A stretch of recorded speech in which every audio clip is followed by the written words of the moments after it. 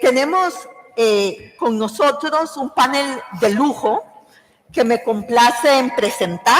Ya ustedes han conocido algunas de ellas, pero permítanme muy rápidamente presentar, bueno, no necesita presentación, querida vicepresidenta, pero nuestra vicepresidenta de Gobierno, ministra de la Presidencia, Relaciones con las Cortes e Igualdad de España, nació en Córdoba, licenciada en Derecho Público por la Universidad de Sevilla, doctora en Derecho Constitucional por la Universidad de Córdoba, profesora, vicedecana de la Facultad de Derecho, ha sido consejera de Cultura, ministra de Cultura, diputada autonómica, diputada de las Cortes Generales y ahora nuestra vicepresidenta. Fue vicepresidenta primera del Congreso de los Diputados también y presidenta de la Comisión de Igualdad del Congreso de los Diputados. Querida Carmen, bienvenida a este panel. Gracias. La vicepresidenta de Costa Rica, mi querida Epsi Campbell, vicepresidenta y ministra de Relaciones Exteriores y Culto de Costa Rica. Ha sido 2 veces diputada, es licenciada en Economía por la Universidad Latina de Costa Rica, máster en Técnicas Avanzadas de Gestión y Decisión Política, máster en Cooperación Internacional para el Desarrollo, integrante del comité que elaboró el Informe Regional de Desarrollo Humano para América Latina y el Caribe, coordinadora del 5º Encuentro de Parlamentarios, Parlamentarias y Líderes Políticos Afrodescendientes de las Américas y el Caribe.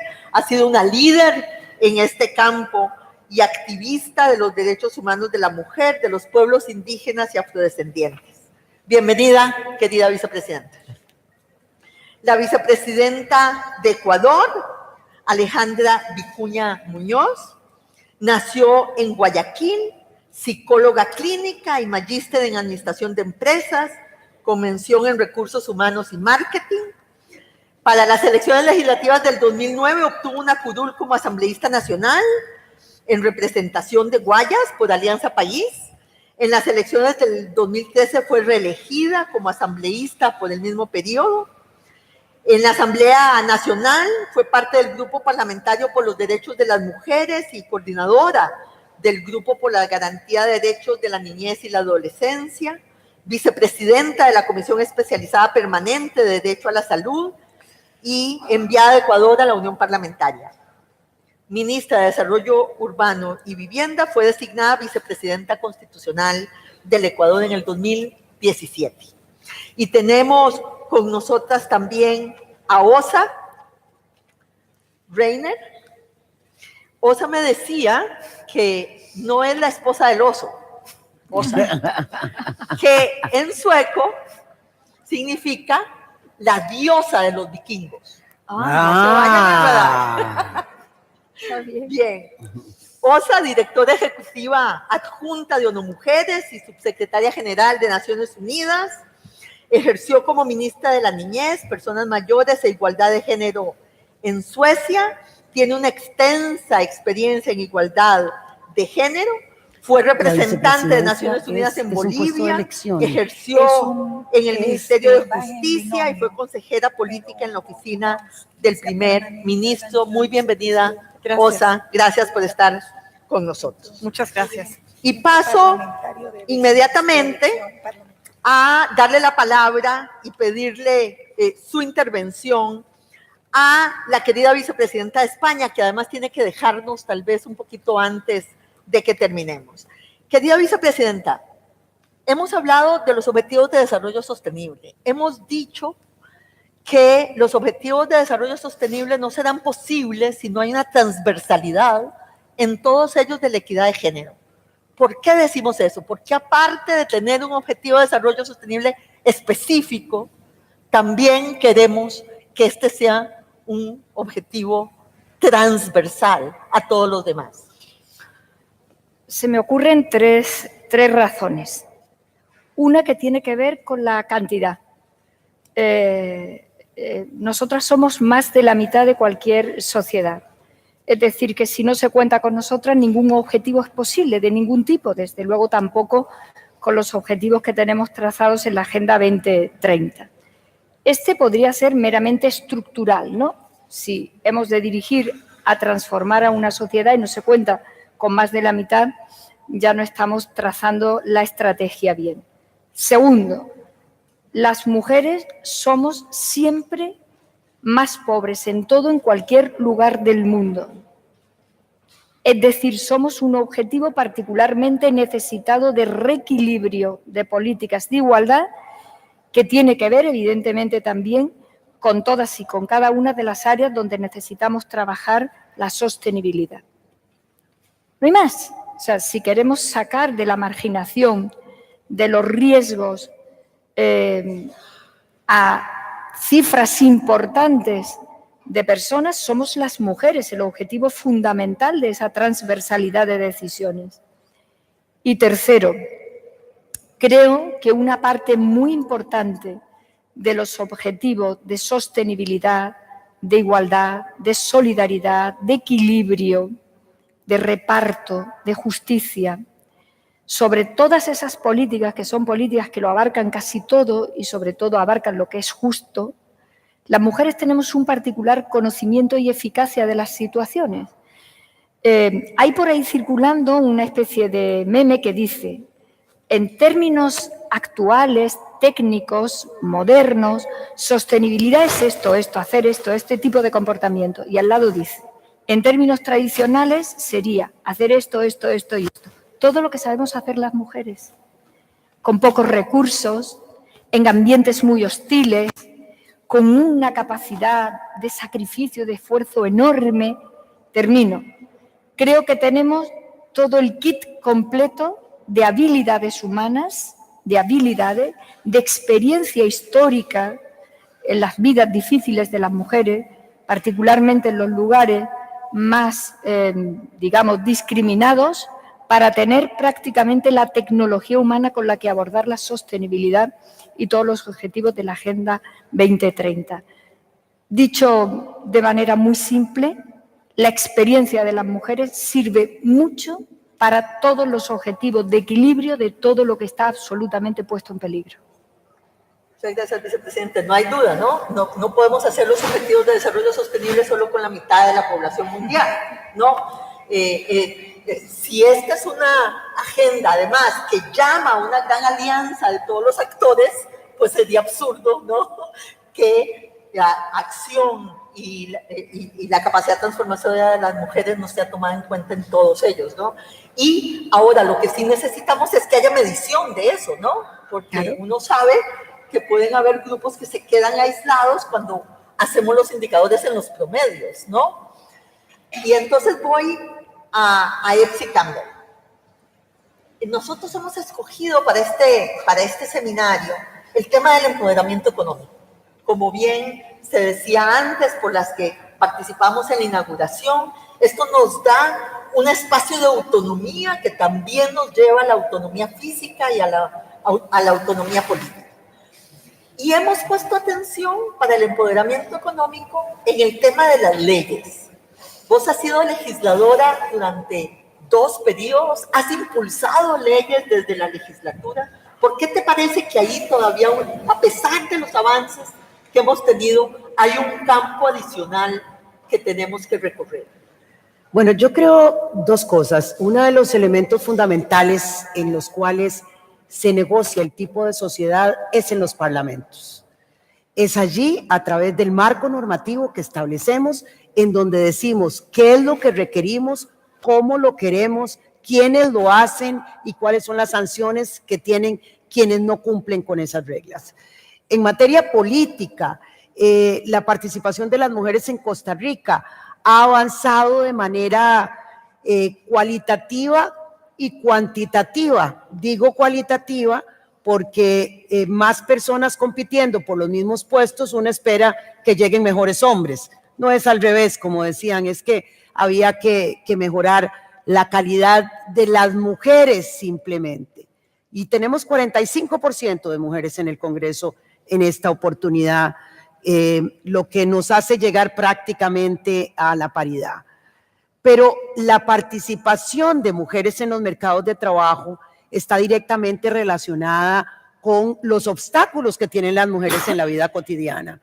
Y esos obstáculos tienen que ver con las redes de cuidados que requiere la sociedad, no las mujeres como un todo, que requiere la sociedad, y la inversión del Estado para garantizar que el cuidado de las personas que necesitan cuidado sea una responsabilidad del Estado, porque efectivamente la historia nos demuestra que esa responsabilidad ha sido delegada a las mujeres. Eso no sucede si no hay un marco normativo absolutamente claro, porque eso implica que alguien tiene que pagar esas facturas, las debe de pagar el Estado. Allí todavía tenemos muchísimo que hacer, no solo revisando lo que hay, sino identificando en dónde se necesitan muchas más cosas. Lo segundo, efectivamente, es cómo podemos utilizar la política fiscal, por ejemplo, con incentivos para la contratación o no de mujeres, pero la contratación de mujeres en política fiscal podría ser un elemento central. Más mujeres, más participación en empresas, más mano de obra femenina, podría hacerse interesantes premios en materia fiscal para las empresas. Eso solo se puede hacer de manera legal. Política de atracción de inversiones, pienso, también una política de atracción de inversiones que implique una mayor incentivo para contratación de mujeres con los programas necesarios dentro de las propias empresas para garantizar el cuidado de los niños y las niñas, de los hombres y las mujeres que allí trabajan, también permite una mayor inserción de las mujeres en los mercados de trabajo. Pero es que además esto tenemos que hacerlo en los poderes legislativos, pero si no lo hacemos, estamos botando dinero. No solo estamos botando y estamos dejando por fuera una parte muy importante de la población, con capacidades, con perspectivas, con posibilidades de generar crecimientos más creativos, sino porque estamos decidiendo voluntariamente que el Producto Interno Bruto de nuestros países crezca menos. Digo, económicamente decidimos que no vamos a dar las condiciones para que no tengamos el crecimiento económico que necesitamos para distribuir. De manera que no solamente necesitamos los marcos legales, con un compromiso absolutamente claro de parte de los actores políticos y con una proactividad de quienes están en el Poder Ejecutivo, sino que es imprescindible para que el crecimiento económico de nuestros países sea mejor y mejor distribuido, porque ya solamente la distribución que da el empleo en sí mismo, la retribución que se recibe por el empleo, ya ahí empezamos a hacer distribución, sino que además los recursos que llegan a las manos de las mujeres ya se demostró que se distribuyen mejor en las familias.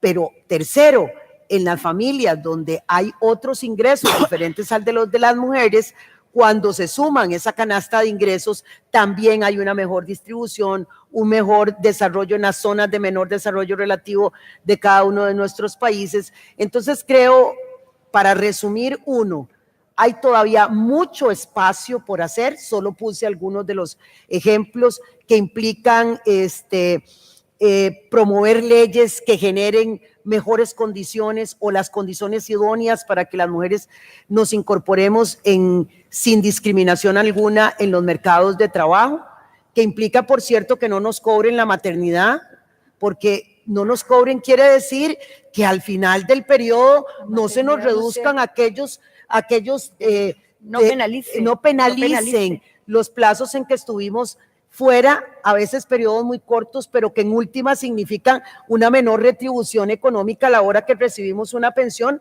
Todo eso hay que legislarlo claramente para que no quede en un debate y en un pulso individual. Y lo otro, porque efectivamente la apuesta del crecimiento económico implica obligatoriamente que las mujeres podamos insertarnos en condiciones de igualdad, con iguales salarios. Todavía tenemos que estar legislando sobre lo muy obvio, quien hace lo mismo debe ganar lo mismo. Eso muy obvio todavía no sucede en la sociedad, pero también eso nos genera un control ciudadano, un control político y un rol de gobierno que nos permita avanzar en esa participación económica de las mujeres. Sin ninguna duda, los estudios muestran que el Producto Interno Bruto del mundo sería un 26% más alto si hubiera equidad de condiciones en el mercado laboral para las mujeres. Yo no conozco, como economista, no conozco ninguna medida económica que te lleve a aumentar el Producto Interno Bruto en esa cantidad y lo tenemos al frente nuestro, ¿no? Querida vicepresidenta Alejandro Vicuña, una pieza fundamental para avanzar en esto es la posibilidad de aunar voluntades y construir consensos. ¿Usted le ha tocado eso en su parlamento? ¿Le parece posible? ¿Cuáles son las condiciones? ¿Qué es lo esencial para poder construir esos consensos transversales que avancen esta agenda en nuestros países? Pero primero, un abrazo fraterno desde Ecuador. Qué gusto estar aquí. Un saludo a todas y a todos. Qué lindo estar en este aquelarre maravilloso que nos va a permitir reflexionar sobre temas importantes y seguramente comprometer a los jefes de Estado de Iberoamérica en las próximas resoluciones y deliberaciones que tendrán en noviembre en Guatemala. Fundamentalmente creo que visibilizar la problemática incide en la construcción de grandes acuerdos nacionales en los distintos países para lograr objetivos comunes. Y creo que desde la experiencia parlamentaria de 8 años como legisladora hemos logrado importantes avances. Primero, en un proceso importante que se dio, por ejemplo, en Montecristi, con la aprobación de la nueva Constitución, que posibilitó precisamente que todo ese debate que debe ganarse primero en las calles, en las plazas, en los barrios, en las familias, y luego ganarse en el debate parlamentario. Creo que eso es lo fundamental. Y desde la incidencia legislativa, en leyes importantes, pero que se cobijan precisamente en una constitución de avanzada, un poco trasladándoles esa experiencia maravillosa que tuvimos en Ecuador hace ya 10 años, en octubre de este año cumplió, en los inicios de este mes cumplió 10 años nuestra constitución. ¿Cómo visibilizar el problema, por ejemplo, desde algo que aquí se ha mencionado y que bien lo decía la vicepresidenta de España y lo ratificaba la vicepresidenta de Costa Rica, cuando, por ejemplo, aquel trabajo no remunerado en los hogares implica un aporte monetario, económico, de valor, más allá del valor de otra índole que no necesariamente es monetario, pero el ponerle cifras a ese aporte, por ejemplo, del trabajo no remunerado en los hogares, que en el caso de Ecuador, a través de una cuenta satélite que se pudo evaluar a nivel nacional allá por el 2012, cuando se dio como resultado que el 12.83% es el aporte que las mujeres dan en el trabajo no remunerado de los hogares del Ecuador precisamente al Producto Interno Bruto. El visibilizarle y el ponerle también cifras, más allá del otro valor que no necesariamente es monetario, sin dudas, del aporte que mayoritariamente da a las mujeres, posibilitó, por ejemplo, entre otras cosas, impulsar una ley que denominamos en su momento Ley para la Justicia Laboral y el reconocimiento al trabajo no remunerado, para acceso no solo a seguridad social y demás, sino una verdadera política pública con una visión integral que permita también ese reconocimiento. Pero eso va ligado a otros temas de inclusión económica que, por ejemplo, desde la ley para el fomento, la ley orgánica para la economía popular y solidaria, que es una pieza clave precisamente para el empoderamiento económico a nivel general de hombres y mujeres, pero particularmente a las mujeres, porque es precisamente este sector que es fundamental dentro del sistema económico, al menos dentro de nuestro país. Se estima que el 64% de la población económicamente activa forma parte de la economía popular y solidaria. Y obviamente ese 64% es ocupado mayoritariamente por mujeres. Cómo estos 3 componentes medulares para el fortalecimiento de este sector, que es no solo la capacitación, la asistencia técnica, el acompañamiento permanente, sino el fortalecimiento desde lo institucional hacia el sector real, por ejemplo, de la economía popular y solidaria, pero de la mano con algo que también aquí han comentado y que nos parece fundamental, que es el acceso a crédito productivo, precisamente para generar ese empoderamiento y esa independencia económica que tiene que ver no solo con la posibilidad de, en términos coloquiales, como decimos en Ecuador y particularmente Guayaquil, parar la olla en las familias, sobre todo para aquellas jefas de hogar que se constituyen una inmensa mayoría, sobre todo las mujeres que se encuentran en situación de pobreza en nuestros países. Cómo lograr ese empoderamiento económico, esa capacidad de generar y de autosustentarse, va a permitir, entre otras cosas, no solo la inclusión en el ámbito económico, sino fundamentalmente tener mecanismos y herramientas para romper el círculo pernicioso de la violencia.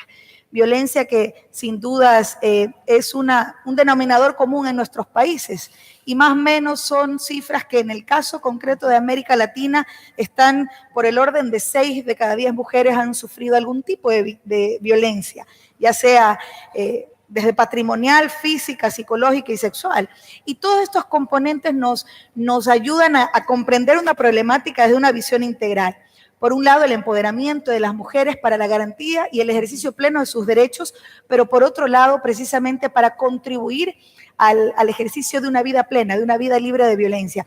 Creo que el visibilizar realmente el problema contribuye a la generación de acuerdos comunes, de acuerdos nacionales en los distintos países, que también tengan en un contexto regional y en foros digamos, multilaterales, como el próximo que se dará en Guatemala, la posibilidad de abordar temas comunes y que tienen soluciones comunes, y que desde el ámbito regional, en este caso a nivel de Iberoamérica, estoy segura que lograrán importantes resultados. Muchísimas gracias, vicepresidenta. Rescato nada más de todas las cosas importantes que usted ha dicho, dos. Una, la visibilización. Efectivamente, sigue habiendo una invisibilización en muchos de nuestros países. Tenemos un problema estadístico, porque la invisibilidad estadística en muchos de los países es abrumadora todavía. Hemos tenido esta lucha por tantos años y todavía no hemos logrado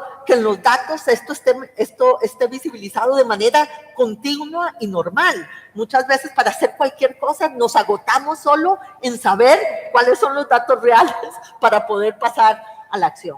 Pero además una cosa muy importante, que es el hecho de que la agenda para el empoderamiento económico de las mujeres no se trata de que sea dirigido solo a las mujeres, porque se trata precisamente de poder establecer estrategias en la agenda nacional que tengan una perspectiva de género, como lo que usted acaba de mencionar de la acción en la economía popular y social, donde las mujeres están sobre representadas, pero que es una acción estratégica nacional para todo el país, pero que tiene una perspectiva de género dentro de la agenda. Me parece que es un tema importante. O sea, la equidad de género no es mujerismo, ¿no? Se trata de establecer las prioridades estratégicas de la agenda de desarrollo de una manera que tenga esa perspectiva, no que sea dirigido solo a las mujeres, que es distinto. Querida Osa, para el empoderamiento económico de las mujeres no podemos hacerlo solo desde el sector público, ¿no? Tenemos que hacerlo con el sector privado.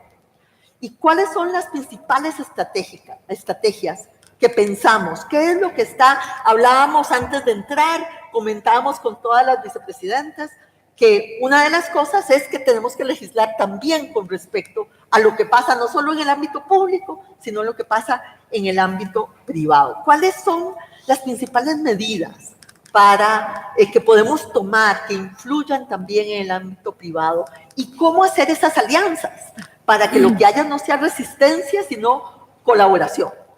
¿Qué podemos plantear en ese aspecto? Muchísimas gracias, Rebeca, y por la explicación de mi nombre también. Sí, la belleza de la Agenda 2030 es que es un smorgasbord, es un menú de metas y que van siempre juntas, ¿no? Así que la meta de igualdad de género va junto con otra meta, por ejemplo, de alianzas, porque es una meta en sí. Y nuevas alianzas, por ejemplo, con el sector privado. Yo les mencioné la lista, digamos, de logros, digamos, de mi país de origen, de Suecia. Pero yo creo que todos los países tienen sus propias listas, porque las listas tienen que ser diferentes dependiente de las condiciones y la voluntad de las mujeres en estos países y las necesidades que hay. Yo podría haber añadido en el caso de Suecia el hecho de que la industria entonces en los años 70 necesitaba fuerza laboral. Así que la industria ha apoyado esa agenda porque también necesitaba las mujeres trabajando en, digamos, en el sector de servicios y de producción. Yo creo que es importante entender siempre el rol del otro, ¿no? Yo pienso que es muy importante que los gobiernos asuman el rol de responsabilidad en relación a las convenciones, por ejemplo, porque es la responsabilidad del Estado en relación a las ciudadanas y los ciudadanos. Pero también el encontrar el interés común entre el Estado y el sector privado es muy importante. Y del lado de unas mujeres veo que hay muchísimo interés por el momento del sector privado y que va más allá de branding, ¿no? Va más allá de las imágenes y Facebook y likes.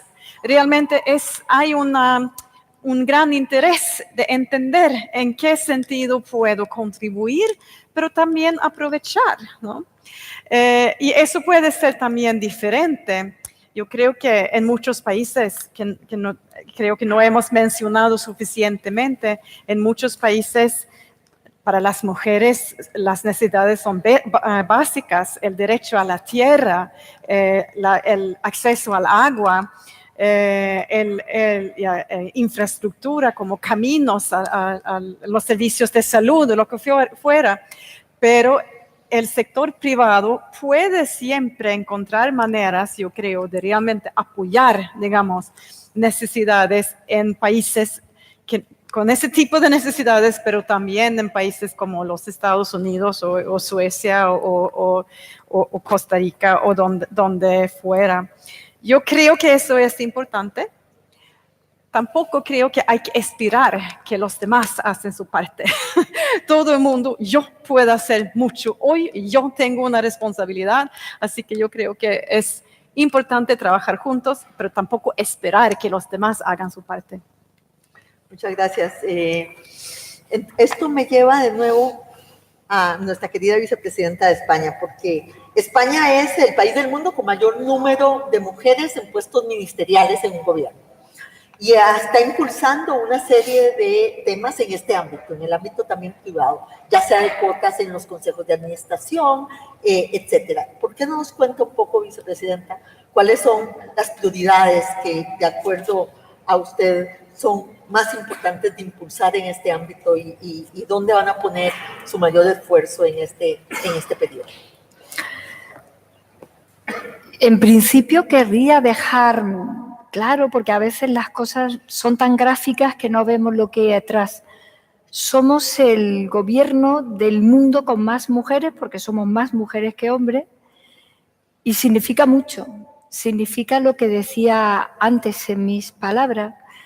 Significa que para este gobierno, para este país, mejorar la democracia, llevarla en el camino de la dirección de la igualdad y del estado de bienestar y de la dignidad de los derechos que se tienen que ejercer, tiene que ver con esto justamente, con qué pasa con nosotras, con más de la mitad de la población. Habitualmente las mujeres nos hemos acostumbrado, desgraciadamente, a que nos llamen incluso colectivo.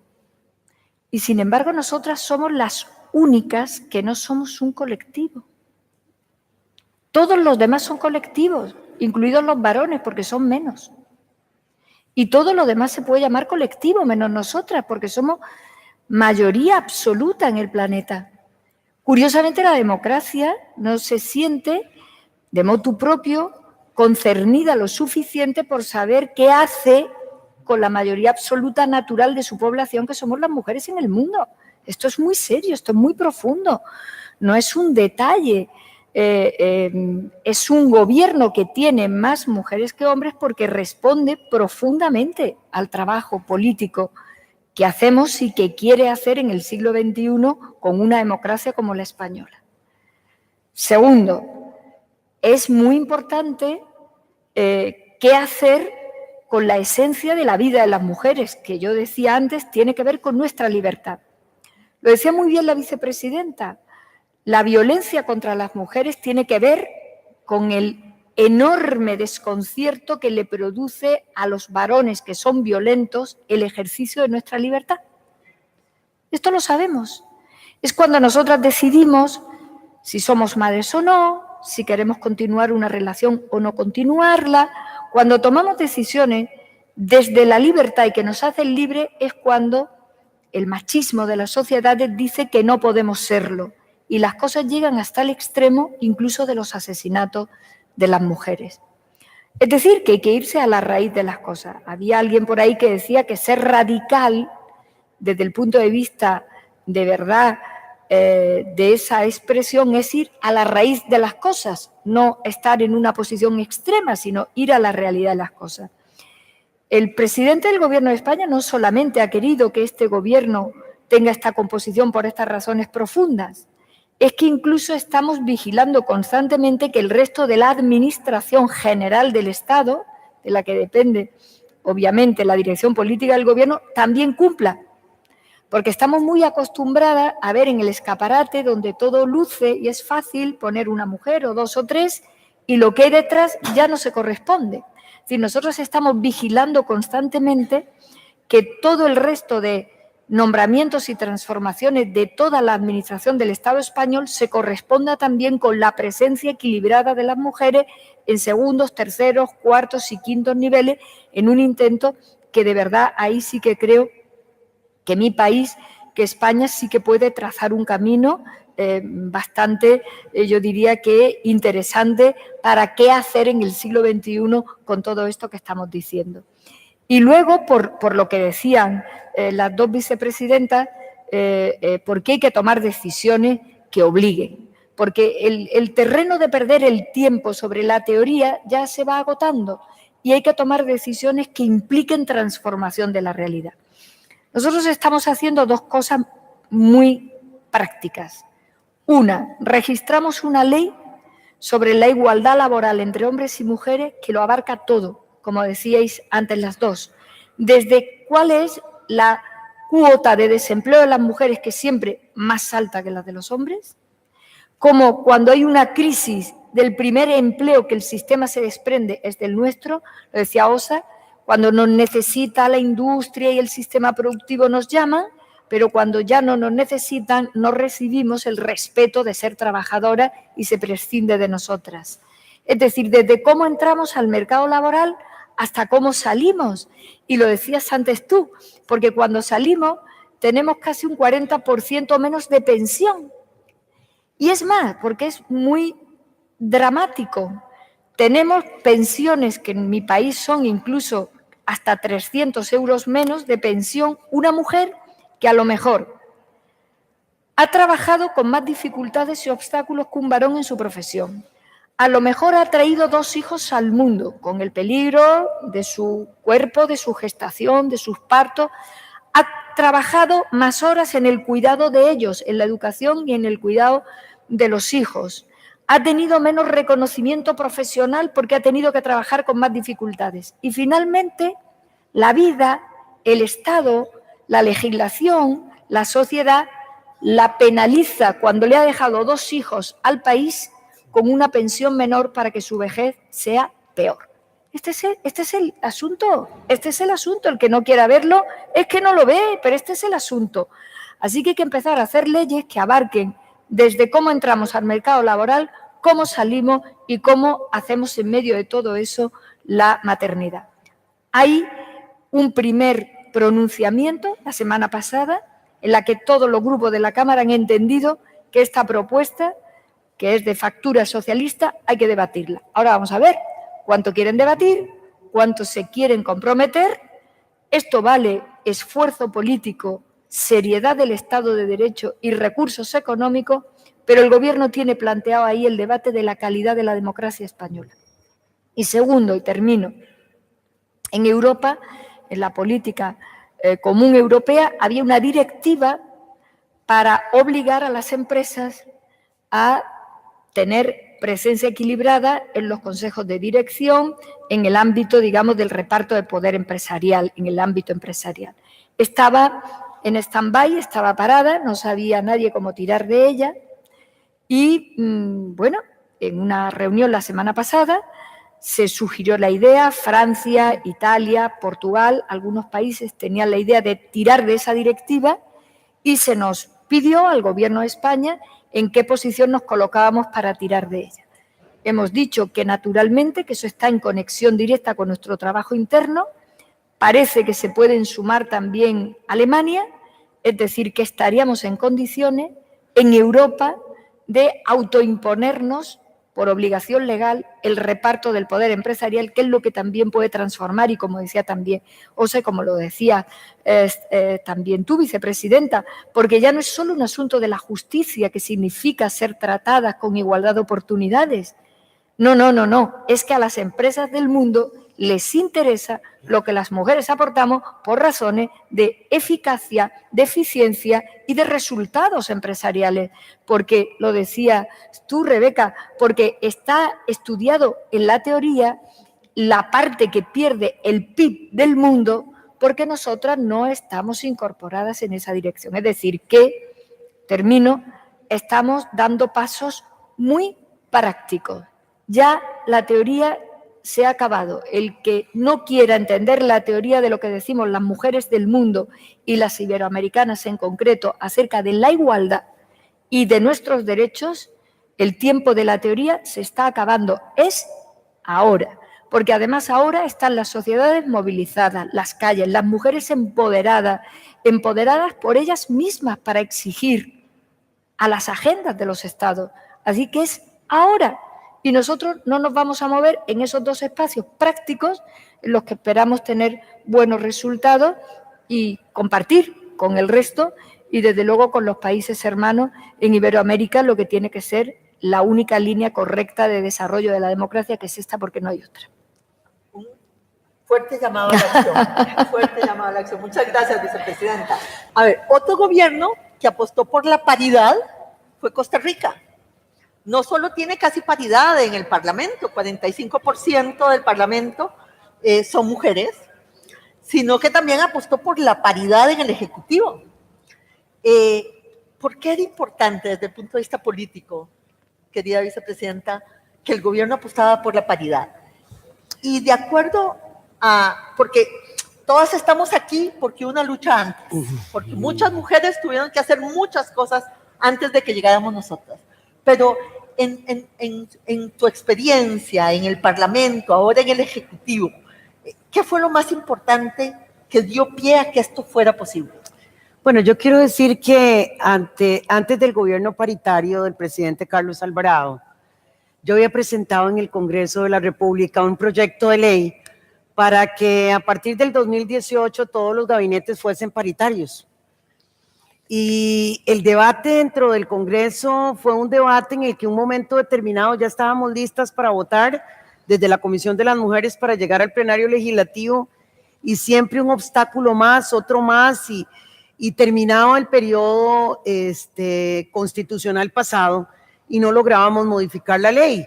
Y me parece absurdo porque ya teníamos una ley de paridad en el Congreso, ¿cómo no lo íbamos a hacer en el Poder Ejecutivo? Pero siempre volvieron los mismos argumentos de que era limitarle las capacidades a quien asumía la presidencia, que esa persona podía escoger a la gente que fuese de su confianza. Lo mismo, yo decía, no, pero si va a tener la misma posibilidad, escoge a las mejores mujeres y a los mejores hombres y con eso hace un gabinete paritario.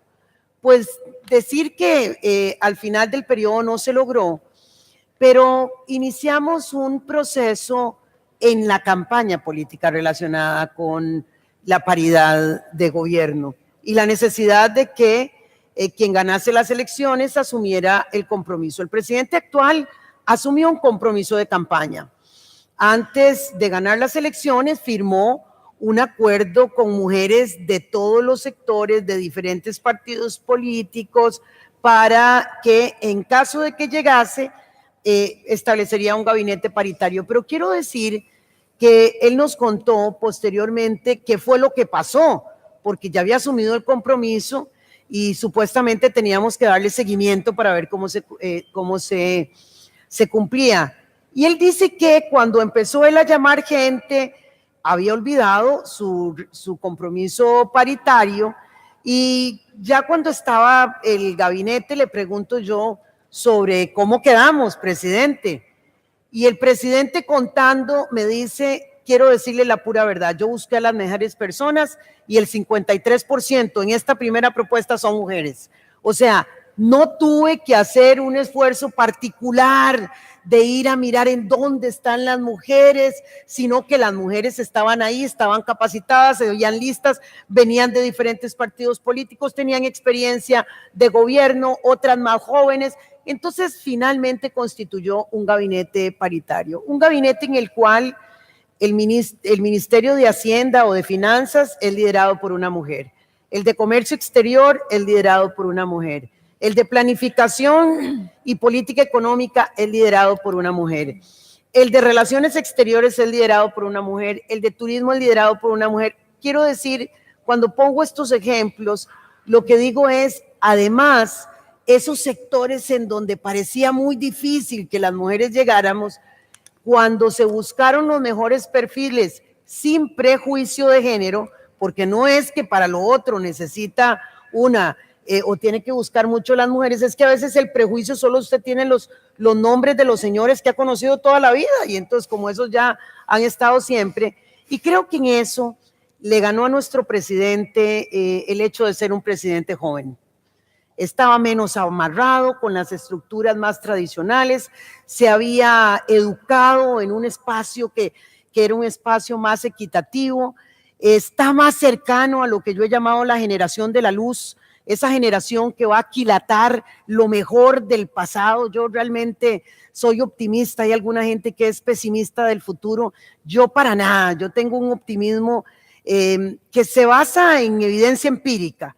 Y es esa generación de gente más joven que está dispuesta a tomar lo mejor de las generaciones del pasado para construir unas sociedades más inclusivas, más justas, con mejores distribución de recursos y de oportunidades. Y el presidente, al estar más cerca de la generación de la luz, esos son los menores de 25, para mí de 18, muchos de los de 30 ya tienen esa visión de la luz.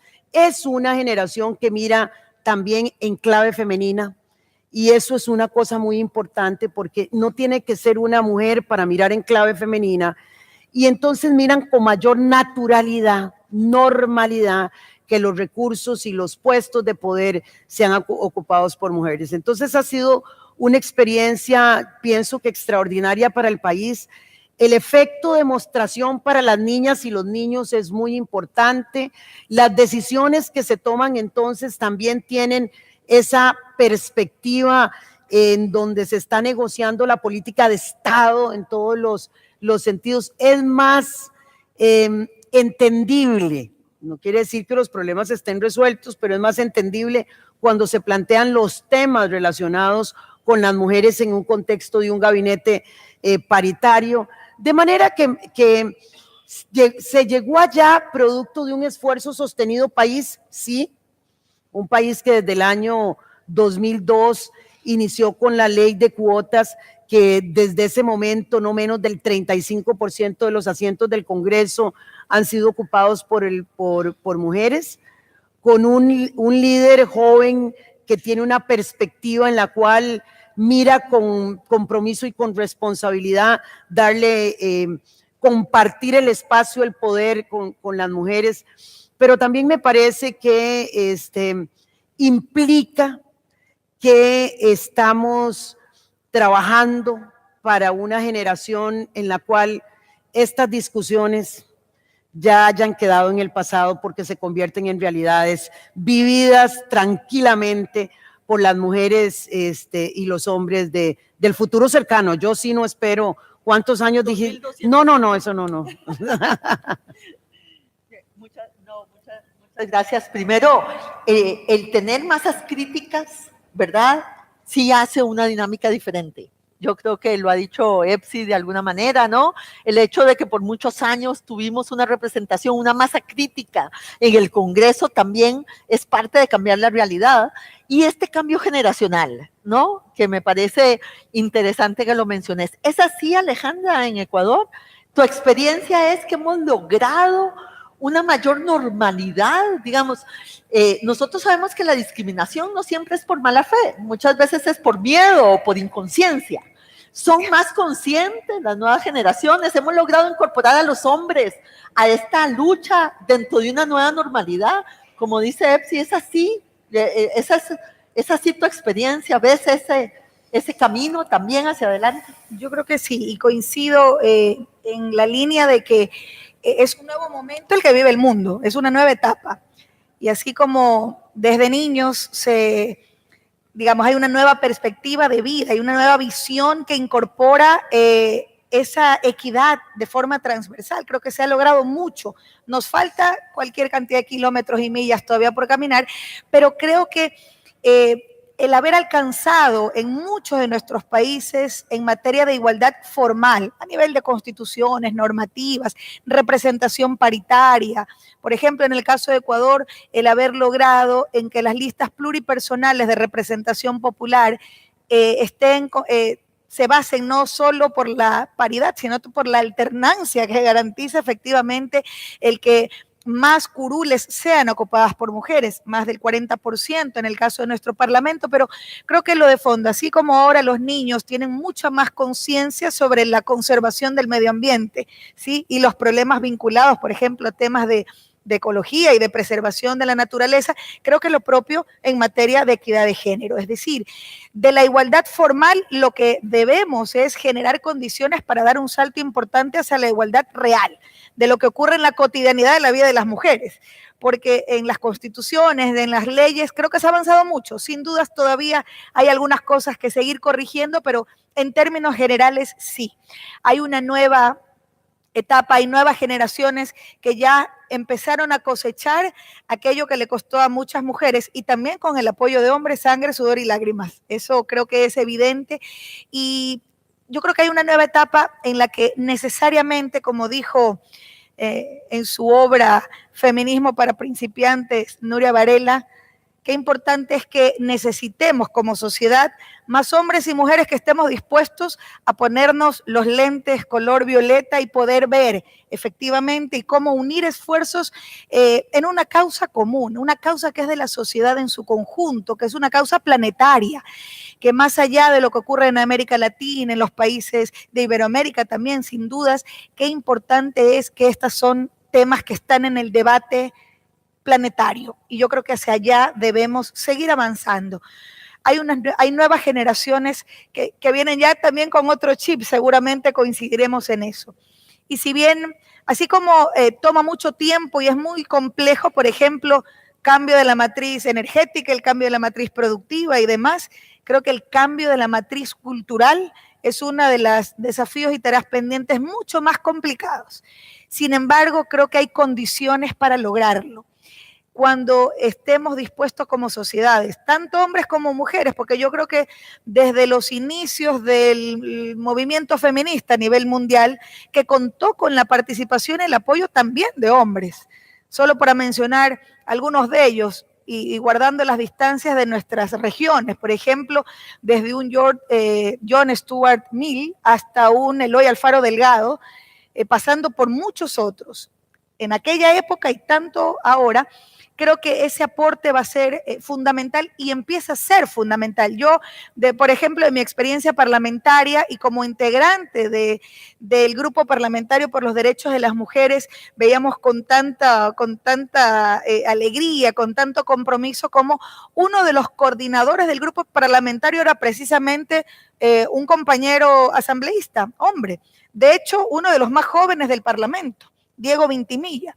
Entonces yo creo que empieza a haber un cambio importante y eso nos permite tener claramente esa hoja de ruta. El trabajo conjunto de hombres y mujeres que nos permitan entender la globalidad de lo que estamos hablando, no solo la mitad de la población mundial, sino una transformación integral de la sociedad que implica necesariamente, junto con la reivindicación de las tareas pendientes y de los derechos, de la garantía de los derechos de las mujeres, ese acompañamiento permanente de los hombres. Me parece que es fundamental.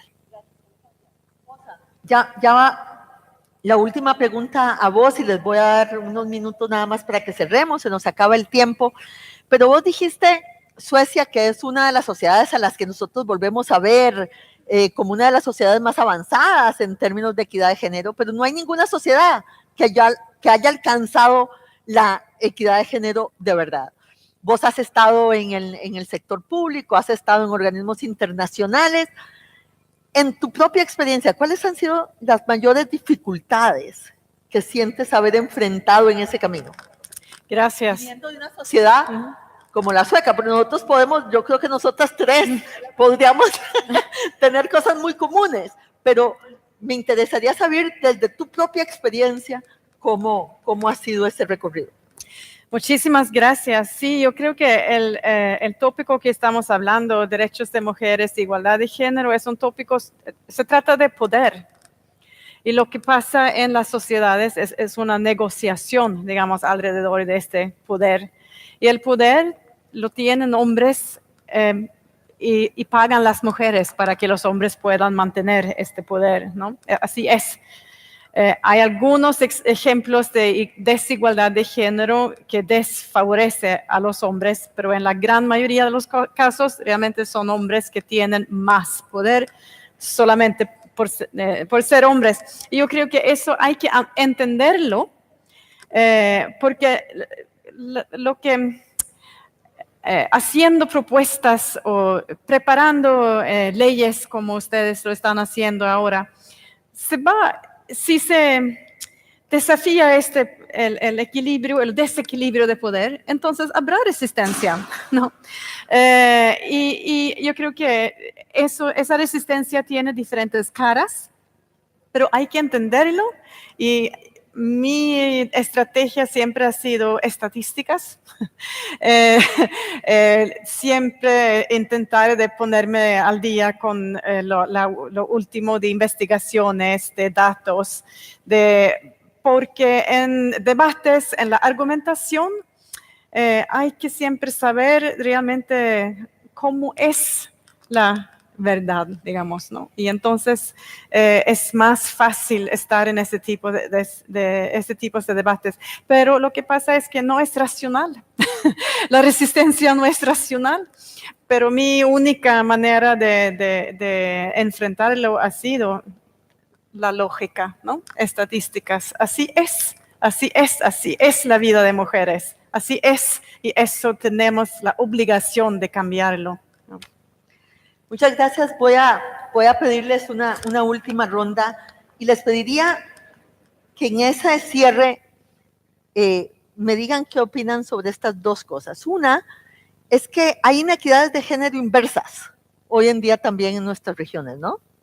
Los hombres están dejando mucho más la educación que las mujeres. Hay más mujeres en el ámbito universitario, hay más deserción de los varones en el ámbito de la secundaria y de la educación media.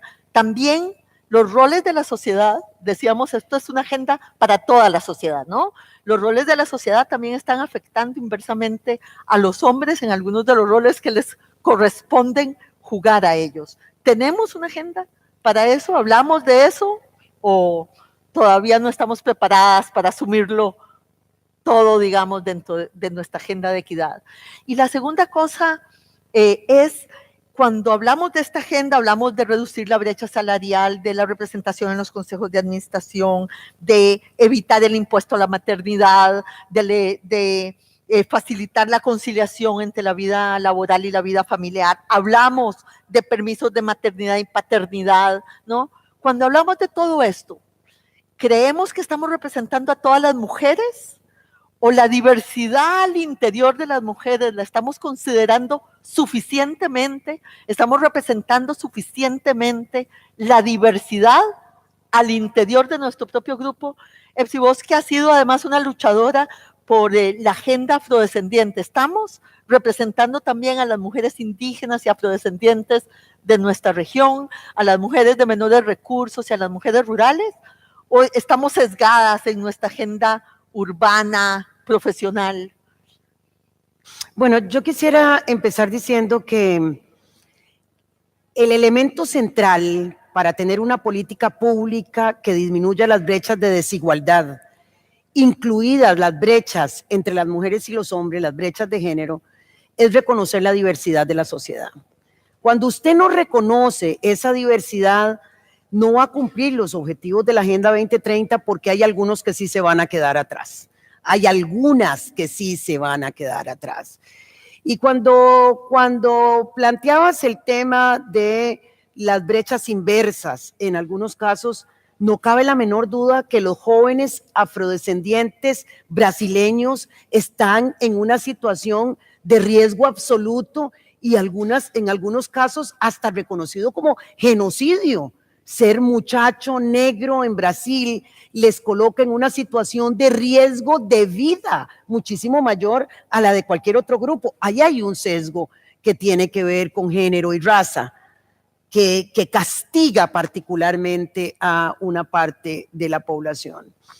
Cuando hablamos de los temas relacionados con el trabajo y no pensamos en el acceso a los recursos productivos, incluida la tierra, incluida los recursos relacionados con mercados, asesoría técnica, posibilidades de crédito, y no incorporamos a las mujeres rurales porque solo estamos pensando en el empleo, en las posibilidades de que las mujeres entren para ser contratadas por un tercero, estamos generando una brecha con aquellas que todavía dependen y que están en la economía rural, familiar, agropecuaria.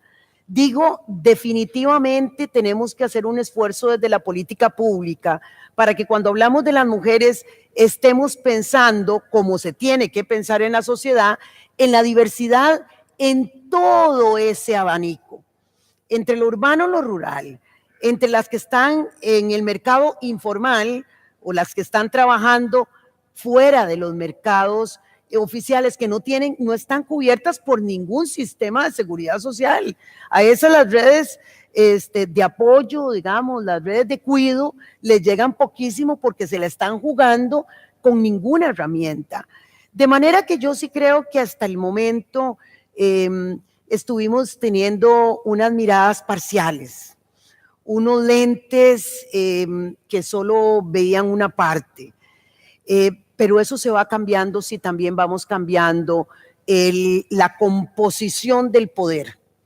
Digo, yo no solamente soy la primera mujer canciller de Costa Rica, soy la primera vicepresidenta afrodescendiente del continente. Y hay, según los datos estadísticos a quienes nos gustan, más de 100 millones de mujeres afrodescendientes en las Américas y el Caribe, más de 100 millones. Estamos hablando que eso es entre un 25 y un 30% del total de mujeres de la región. Y cuando hablamos de representación, y lo celebramos mucho, yo lo celebro un montón, estamos hablando de que del total de mujeres que están en los parlamentos hoy, con menos del 5% son mujeres indígenas y afrodescendientes, del total de las mujeres. Y representan un 30% de la población. Entonces ahí hay otras brechas que si no las consideramos no terminan de cerrarse. Que la política pública tiene que ser capaz de, cuando mira el sombrero de los objetivos de desarrollo sostenible, mirar y tener esa mirada multidimensional.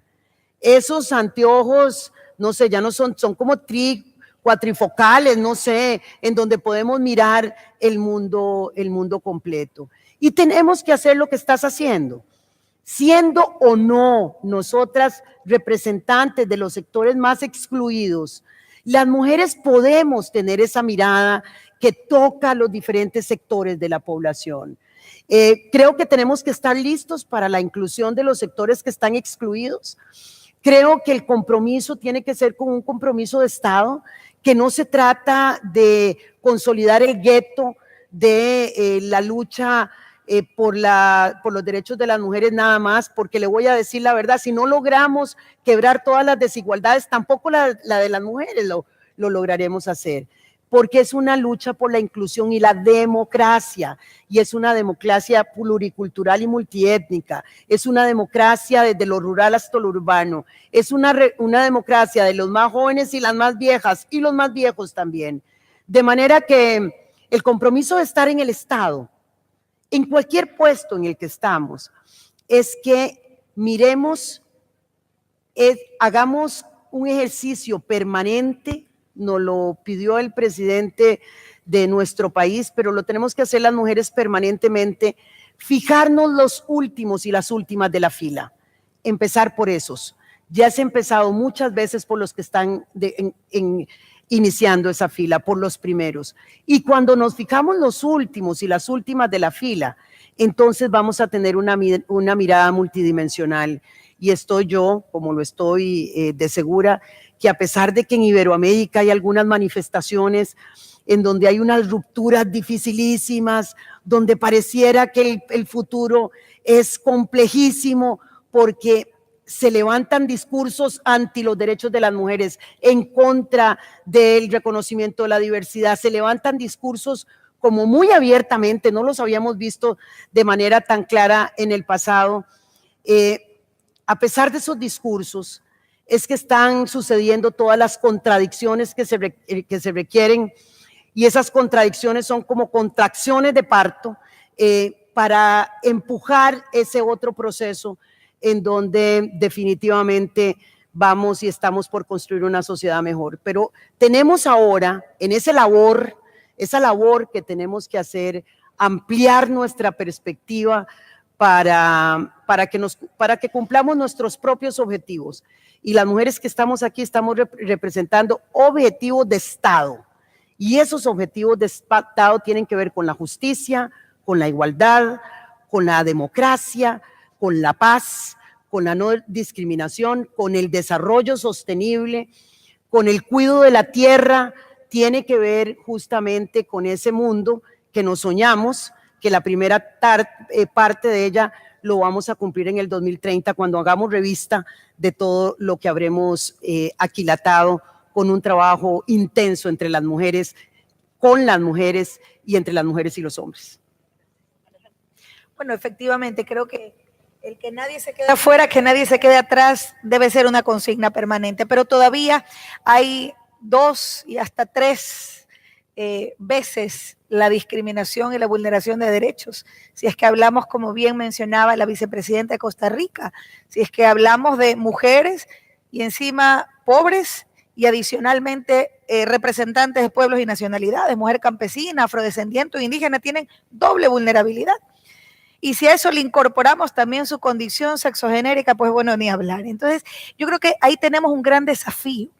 Y un gran desafío que nos motiva efectivamente a seguir por la línea que ya estamos transitando, pero que debe forzarnos también a tener una mirada mucho más integral. A ratos podemos caer, y coincido con la vicepresidenta, en el sesgo de entendernos solo en la inclusión económica desde una visión urbana, netamente, por ejemplo, y no, por ejemplo, de las capacidades de generar ese autosustento de las mujeres a través del empoderamiento económico vía acceso a crédito productivo, independientemente de las labores o de las acciones en donde se desempeñen.